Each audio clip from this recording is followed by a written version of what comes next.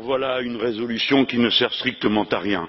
Je me demande dans quel pays du monde on traite le gouvernement de dictature quand il perd les élections et qu'il le reconnaît, qu'il perd les référendums et qu'il le reconnaît.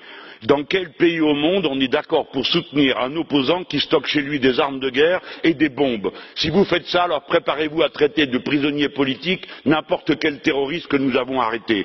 Peut-être que M. Maduro aurait dû faire donner 1000 coups de fouet à cet opposant, parce qu'alors il bénéficierait du silence complice de cette Assemblée, comme vous le faites pour l'Arabie Saoudite, dont vous trouvez cependant le moyen de citer l'un des ressortissants qui est président de la Commission des droits de l'homme, oui, un Saoudien président de la Commission des droits de l'homme de l'ONU, pour montrer du doigt Venezuela.